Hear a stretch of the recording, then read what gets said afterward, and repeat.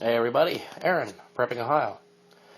I have a gigantic mess on my stovetop. If you look real close, this is drywall chunks. And you will notice some wiring here. What appears to be old wiring and new wiring. And there's also some electrical stuff here. Now, what all this is from, obviously, I've done some electrical work today behind some drywall. My range hood is now going to be 100% off grid. Well, it was going to be until I discovered something. I'm going to go ahead and turn on the blower.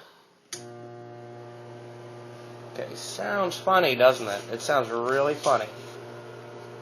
Well, actually, let me turn that off. And let's go have a look at our watt meter. Okay, the watt meter is running, showing 11 or 10.4 watts. I'm charging an old battery that I'm kind of working on. That'll be another project that you'll see eventually whenever that happens. I've got a couple chargers here. This is actually the feed for that now, just a temporary hookup to see if it would work. Charging in the iPad, and I'm charging, what the hell is this thing? Oh, my overhead light. So, we're at 10.839 watts. So, let's go back over here.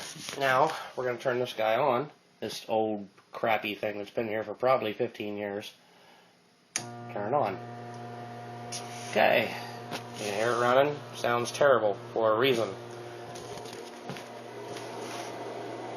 139 watts. Okay, let's just take 10 watts off of that. That's that's almost 130 watts that fan pulls. Look what it does to the inverter. It starts to light up the overload meter. It's just on the one. And you can see that's watts. So if everything else was gone, this still draws around 130 watts to power this crappy fan, this old piece of crap.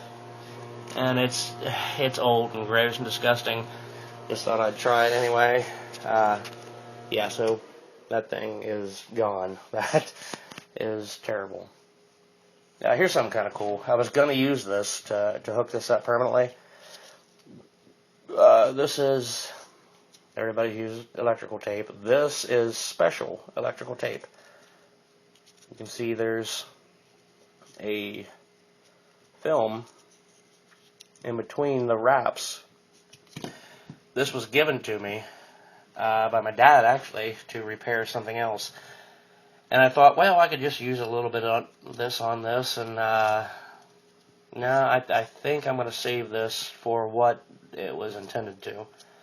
And that also will be another video. I have some underground issues on the power feed going to my garage. I believe this is why he bought this for me, and yeah, that's going to work. I was just going to use regular black tape, but I can't find any of it. There must be 500 rolls of that stuff around here somewhere. I have no idea where it's at right now. Strangely enough, I could not find a number 1 Phillips. All I could find was a number 2 Phillips. If anybody's ever done, or if anybody's a handyman, number 2 Phillips is probably one of the most important screwdrivers that anybody has ever had, ever. You can never find damn things, no matter how many you've got, you can never find a number 2 Phillips. You usually end up trying to make a number 1 work, and it doesn't quite work, but it sort of does. Now today, while I was working on another project, that's the only thing I could find. And thankfully, it worked out great on the range hood here. So yeah, this is the old wire that was feeding that, the range hood, and I replaced it with, you can tell the difference. I believe this is, no, that's 14.2. course, it won't focus, but that is 14.2. This new wire is 14.2, but it's a lot more flexible, strangely. Of course, this wire is, it's old anyway. I don't know if that affects the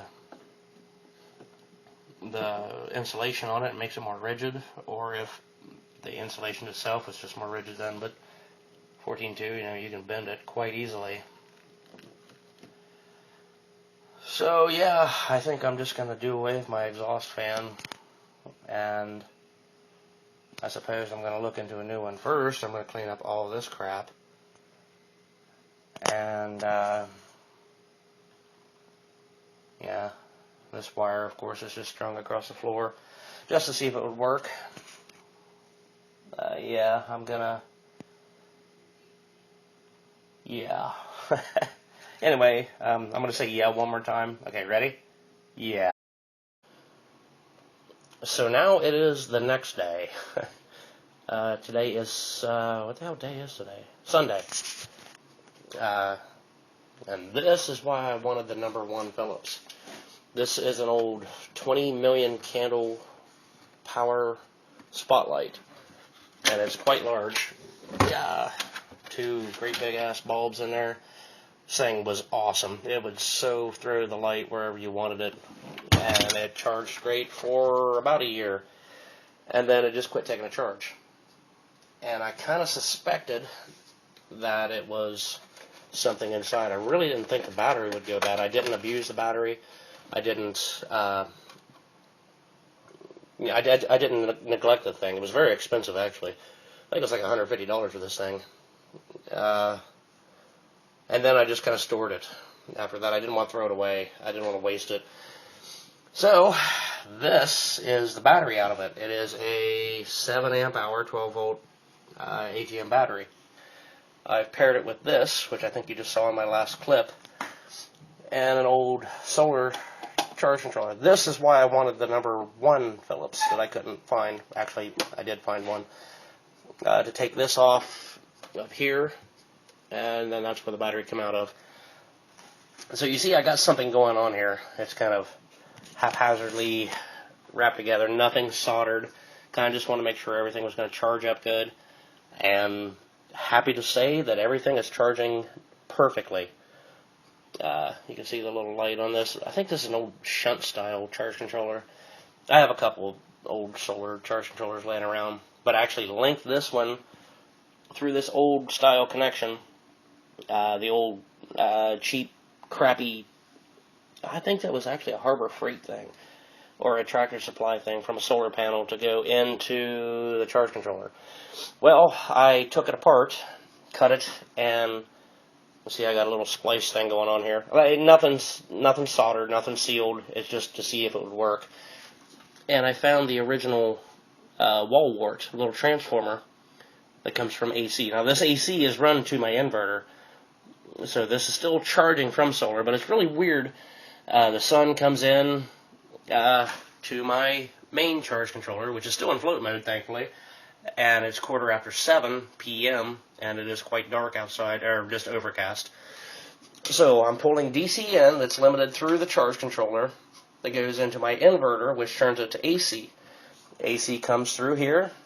This little transformer turns it back into DC and comes over to here and all the way back to here, to this guy. That is, again, charging in DC.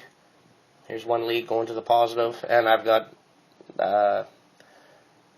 this is, I always get this wrong, and I know what I'm doing, but I always say this wrong. This is parallel. If it was series, this would step all this up to 24 volt. This is 12 volt battery. There's 2 6 volt batteries. You can see I've got it bridged. This is one 12 volt battery now. 2 6 volt batteries make one 12 volt battery when you wire them like this. And these are just loop, positive, positive, negative, negative. This makes one larger 12 volt battery. That's being charged by this charge controller. When I hooked everything together, let me get my multimeter here. Okay, I'm going to do this one-handed. And I think, actually, let's set this guy up here. I'm looking through the viewfinder while I'm doing this. Okay, this will be, that's positive. There's negative. Let's put the negative. Okay, I'm going to look over the camera to do this. I'm going to set the negative right there. I'm going to put the positive up there, and what do we got? 14.1.